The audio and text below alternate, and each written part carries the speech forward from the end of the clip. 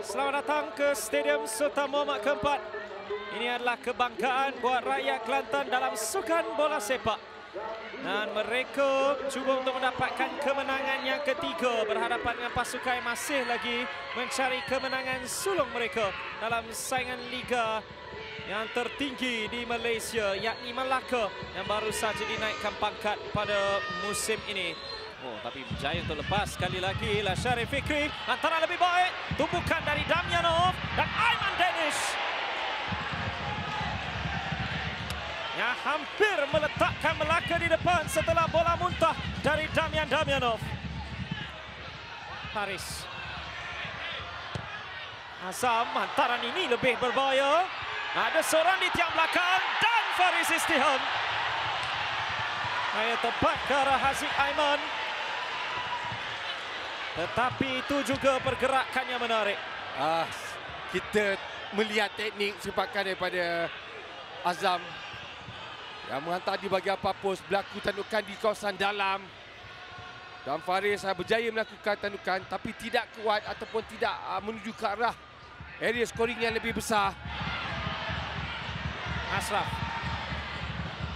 bukan buat Ifedayo. Ifedayo masuk. Ifedayo terus menguji ketangkasan Haziq Aiman. Perkara yang memang Ifedayo akan lakukan. Tahanan tak pandang menggunakan kaki kiri, mencari peluang sedikit di kawasan tengah untuk menukar rematan kaki kanan dan lebih tepat, lebih kemas kedudukan Haziq Aiman menampan bola tersebut kerana dia telah bersedia melihat pergerakan Ifedayo melakukan rematan. Bantunya satu lagi hantaran.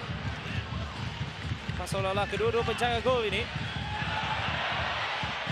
fokus tetapi kehilangan bola begitu saja dan Damyanov diperlukan untuk menepis percubaan Izharuddin Jazzy melepasi palang.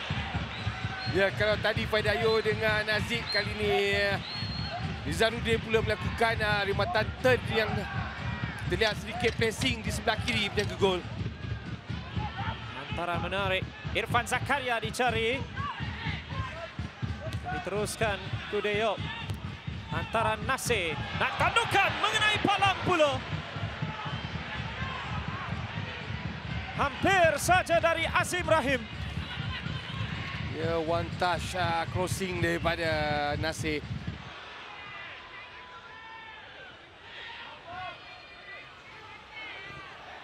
Dalam tekanan. Ifedayo memecut melepasi Arun Kumar. Beliau masih ada Gudeyop di depannya. Ke belakang semula buat Syahir. Ke tengah mencari Ifedayo. Tetapi adanya sentuhan jaringan sendiri.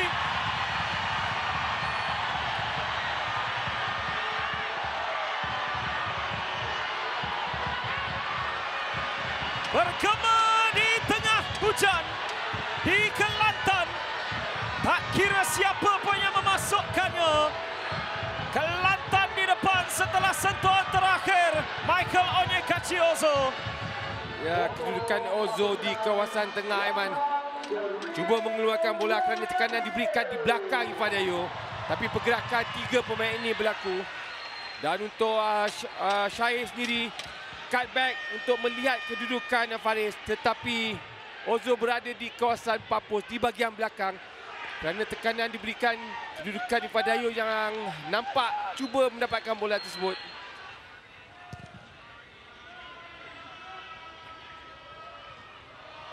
Tandukan ke belakang. Ifedayo hampir melepaskan dirinya. Dan ini agak berbahaya. Kerana adanya percubaan yang dinafikan oleh Haziq Aiman. Tetapi ada kesilapan, kesalahan komunikasi yang hampir menghadiahkan satu lagi gol buat Kelantan. Ya, betul. Terang juga. Ini ada katakan pengalaman banyak pasukannya. Tapi ini peluang buat Melaka. Dihantar buat Azim. Naya masih lagi belum. Hantaran sudah pun baik. Gerakan sudah pun cantik. Betul, terlibatnya tiga pemain di kawasan attacking. Izharuddin terus membuat hantaran terus kerana dia dah dapat melihat Azim berada di kawasan tengah. Betul-betul scoring area yang boleh menjadikan gol jelas. Danilo. Douglas. Juan Douglas dari jarak jauh. Oh, Dan mengapa tidak? Kerana itu hampir memerangkap Damian Damjanov. ya. Dia dah dapat melihat sebenarnya, Iman. Dia dah dapat melihat kedudukan Diamond keluar sedikit untuk membuat pergerakan. Sedikit pressing kerana lencongan di sebelah kanan. Douglas juga ada ruang matang kaki kiri lencongan. Wan Amirul Afiq akan cuba mencari Syafiq. Syafiq berjaya lepas.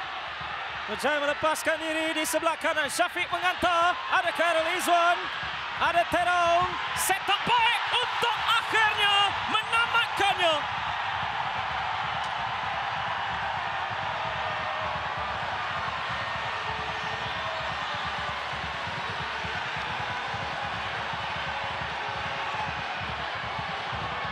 Dan akhirnya mereka boleh berpesta kerana 3 mata sah untuk Kelantan The Real Warriors buat kali ketiga musim ini. Ya, pemain gantian yang menjadikan gol kedua. Apapun berlaku, pergerakan Syafiq di sebelah kanan terlebih dahulu. Pemain yang bergerak sebagai kaki kiri tapi berasal di sebelah kanan. Menang bola dalam kawalan. Membuat sedikit antaraan di kawasan tengah. Zuan terlepas ataupun tandukan ke belakang. Setting take on. Dan dia melihat kedudukan Daniel yang berada betul-betul dalam kawasan scoring area. Kaki kiri. Gol kedua. Mungkin ada gerakan terakhir. Oh, Juan Douglas tandukannya ke belakang pula. Apakah sepakan penalti diberikan? Ataupun tidak? Okey, kita akan saksikan di sini. Sebab dia kelihatan seperti tandukan dia bukan ke arah dalam jaringan. Dia ditolak. Ada sentuhan. Okey. Dari Azwan Arifin yang baru saja menerima kad kuning sebentar tadi. Jangan lupa. Oh, ya. Ya, dan itu dah kita lihat kenapa tandukan Juan ke belakang tidak ke arah dalam gol. Ya. Saya tidak merasakan beliau ingin menipu Hela di hadapan kawasan Namela. Kalau beliau jauh lagi dari kawasan Namela, ya, mungkin. Dia seolah-olah menarik perhatian pembantu pengadil dan pengadil di kawasan tengah. Okey, yang pasti tolak rekat. Mega! Buat Azwan Arifin. 2 kad kuning. Nampak macam merah terus. Damian Damjanov untuk memastikan nirbolos. Dan masuk. Dia tidak akan lebih daripada sekadar sagu hati. Tetapi untuk Melaka sekurangnya 1 positif untuk masa hadapan. Ya, teknik yang lebih tenang. Teknik yang nampak jaringan berlaku. Kerana pengguna kaki kiri Juan placing di sebelah kanan. Tepat.